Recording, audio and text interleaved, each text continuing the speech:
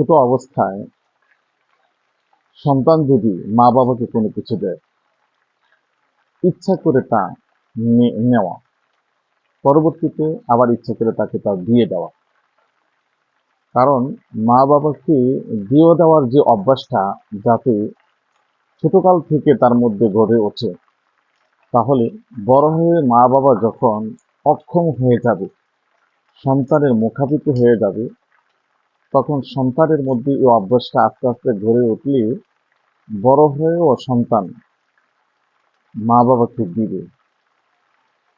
যদি ছোট থেকে এই অভ্যাসটা গড়ে না ওঠে, তাহলে দেখা যাবে বড় হয়ে মা বাবা যখন সন্তানের মুখাপেক্ষী হবে, তখন সন্তান মা বাবাকে কোনো কিছু দিতে সে ইতস্তত করবে, বিভিন্ন জিনিস চিন্তা করবে। এই জন্য উচিত হলো সন্তান যদি মা বাবাকে কোনো কিছু দেয়, সেটা তাৎক্ষণিক ফিরিয়ে না দেওয়া, সাথে সাথে নেওয়া এবং আনন্দিত হওয়া, শুকরিয়া জ্ঞাপন করা। পরবর্তীতে যদি তা প্রয়োজন না হয়, তাহলে সাদরে তাকে তা ফিরিয়ে দেওয়া। কিন্তু প্রথমে যখন দিবে তখন অবশ্যই ইচ্ছা করে প্রত্যেকটা মা বাবার উচিত হলো সেটা আনন্দের সাথে গ্রহণ করা।